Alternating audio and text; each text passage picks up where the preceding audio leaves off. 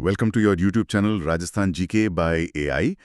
आज का हमारा विषय है माही नदी, जो राजस्थान के भूगोल का एक बहुत ही महत्वपूर्ण हिस्सा है। बिल्कुल। हम इसके उद्गम, इसके प्रवाह क्षेत्र, सहायक नदियों और इससे जुड़ी जो भी परियोजनाएं हैं उनके बारे में आज विस्तार से जानेंगे। तो चलिए सबसे पहले माही नदी के उद्गम की ही बात करते हैं। इसका जो ओरिजिन है वो है मध्य प्रदेश। अच्छा, राजस्थान नहीं, इसका उद्गम होता है मध्य प्रदेश के धार जिले में सरदारापुरा गांव के पास विंध्याचल पर्वत की अमोरू पहाड़ी में स्थित मेहत झील से। मेहत झील? जी। और ये सवाल इतना महत्वपूर्ण है कि ये पटवार 2013 और आरएएस प्री 2012 दोनों में पूछा जा चुका है। अच्छा, तो मध्य प्रदेश में बहने के बाद यह नदी राजस्थान में कहां से प्रवेश करती है? ये राजस्थान में खांदू गांव से प्रवेश करती है, जो बांसवाड़ा में है। खांदू गांव, बांसवाड़ा, ये भी मुझे लगता है जरूर किसी परीक्षा में आया होगा। हाँ, ये भी पटवार 2011 का प्रश्न है। तो राजस्थान में इसका प्रवाह क्षेत्र कहाँ है? राजस्थान में ये बांसवाड़ा और प्रतापगढ़ की सीमा पर बहती है और उसके बाद डूंगरपुर में। ये डूंगरपुर और बांसवाड़ा की सीमा भी बनाती है। और फिर राजस्थान से निकलकर इसके बाद ये गुजरात में प्रवेश करती है और आखिर में खंभात की खाड़ी, जिसे हम कैम्बे की खाड़ी भी कहते हैं, वहां अपना जल गिराती है। अच्छा, तो माही नदी को कई उपनामों से भी जाना जाता है ना? हाँ बिल्कुल, इसे आदिवासियों की गंगा तथा बांगड़ की गंगा कहते हैं। ये नाम पशु परिचय 2024 और राजस्थान पुलिस 2013 में भी पूछे गए थे। आदिवासियों की गंगा? हाँ। ये क्यों? क्योंकि ये इस क्षेत्र के आदिवासी समुदायों के लिए जीवन रेखा की तरह है। उनकी संस्कृति, उनके रीति रिवाज सब इसी नदी से जुड़े हुए हैं। समझ गया।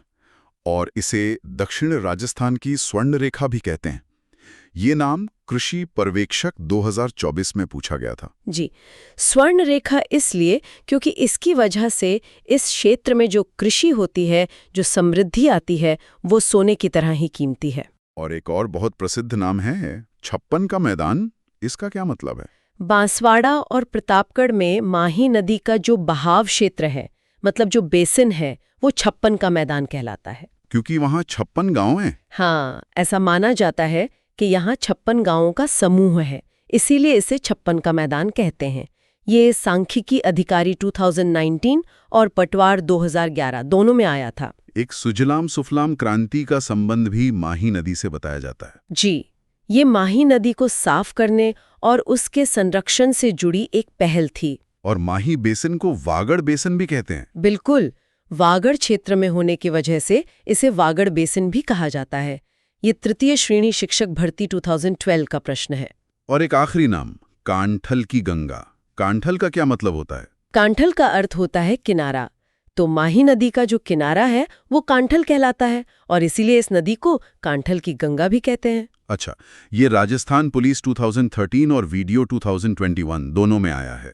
जी। अब बात करते हैं इस पर बनी सबसे बड़ी परियोजना, माही बजाज सागर परियोजना की। ये कहाँ पर है? ये बोरखेड़ा बांसवाड़ा के लोहारिया आदिवासी क्षेत्र में है। और ये एक संयुक्त परियोजना है ना? हाँ, ये राजस्थान और गुजरात की संयुक्त परियोजना है। इसमें राजस्थान का हिस्सा 45% है और गुजरात का 55%। अच्छा, 45 और 55। तो बिजली का बंटवारा भी इसी तरह होता होगा? नहीं, यही तो इसकी खास बात है। इस परियोजना से जो भी जल विद्युत बनती है, मतलब जो 140 मेगावाट बिजली है, उसका 100% सिर्फ राजस्थान को मिलता है। अरे वाह, ये तो बहुत ही अच्छी बात है। जी। इस बांध का उद्घाटन कब और किसने किया था? इसका उद्घाटन 1 नवंबर 1983 में तत्कालीन प्रधानमंत्री इंदिरा गांधी द्वारा किया गया था। और ये राज्य का सबसे लंबा बांध भी है, सही कहा मैंने? बिल्कुल सही।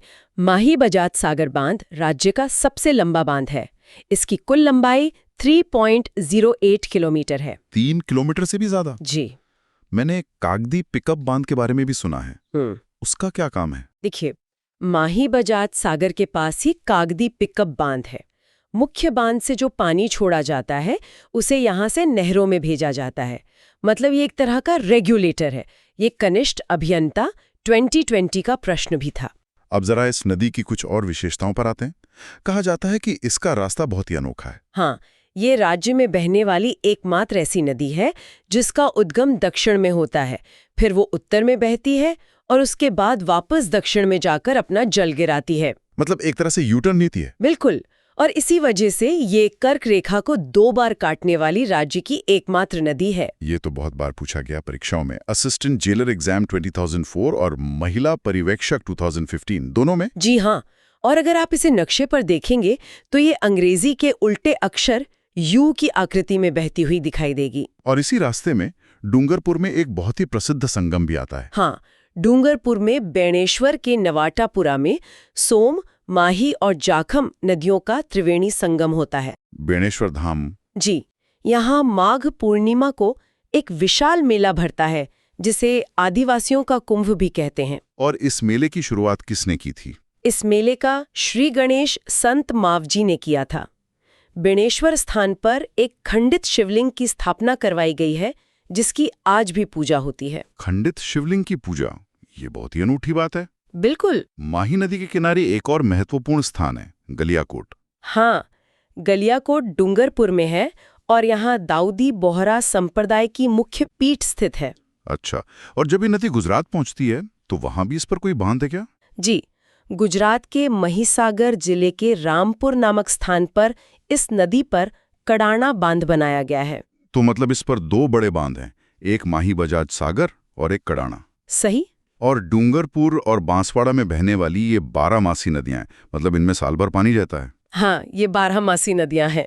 अब जरा इसकी लंबाई और जलग्रहण क्षेत्र की बात कर लेते हैं। माही नदी की कुल लंबाई 576 किलोमीटर है और राजस्थान में इसकी लंबाई 171 किलोमीटर है। और जलग्रहण क्षेत्र? ये राज्य के कुल जलग्रहण क्षेत्र का लगभग 9.46% है, जो कि 16,030 वर्ग किलोमीटर होता है। चलिए, ये तो हुई माही नदी की बात।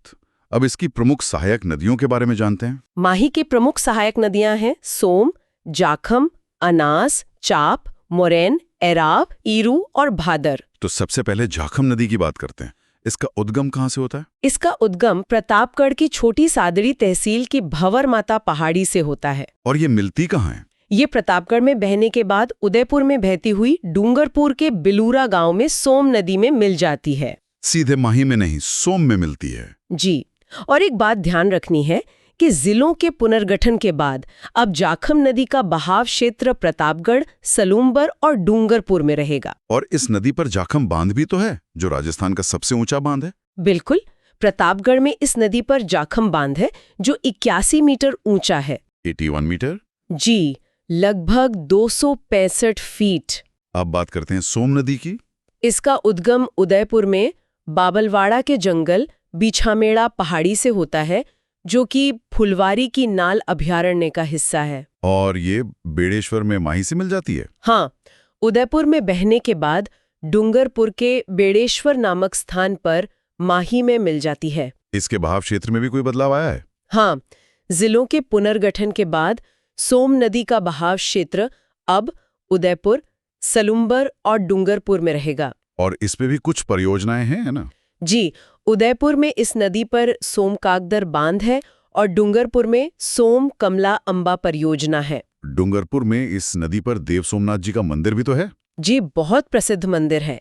इसे बागड़ का वैभव उपनाम से भी जाना जाता है। और सोम की सहायक नदियां कौन कौन सी हैं? सोम की सहायक नदियां हैं जाखम, गोमती, सारनी और टीडी। चलिए, आप कुछ और सहायक नदियों की बात कर लेते हैं, जैसे अनास नदी। अनास नदी का उद्गम भी मध्य प्रदेश में होता है। ये राजस्थान में मेल्डी खेड़ा से प्रवेश कर बांसवाड़ा में बहती हुई माही नदी में मिल जाती है। अच्छा। और हाल ही में विश्व आदिवासी दिवस के अवसर पर बांसवाड़ा जिले में अनास नदी पर एक पुल बनवाने का शिलान्यास भी किया गया था। अब बात करते हैं एराव नदी की। एराव नदी का उद्गम प्रतापगढ़ जिले में होता है। ये नदी माही बजाज सागर बांध से पहले ही माही नदी से मिल जाती है। और चाप नदी? चाप नदी का उद्गम बांसवाड़ा में कालिंजरा की पहाड़ियों से होता है और ये बांसवाड़ा में ही बहती हुई माही नदी में मिल जाती है। मतलब ये एक स्थानीय नदी है। हाँ, कह सकते हैं। और आखिर में भादर नदी। भादर नदी का उद्गम डूंगरपुर में होता है। ये डूंगरपुर में बहने के बाद गुजरात में कड़ाना बांध के बाद माही नदी में मिल जाती है। तो ये थी माही और उसके पूरे नदी तंत्र की कहानी। वाकई में ये सिर्फ एक नदी नहीं है, बल्कि दक्षिणी राजस्थान की जीवन रेखा है। बिल्कुल सही कहा। भूगोल, संस्कृति, आस्था और अर्थव्यवस्था, ये नदी इन सबको एक साथ जोड़ती है। Like, share and subscribe.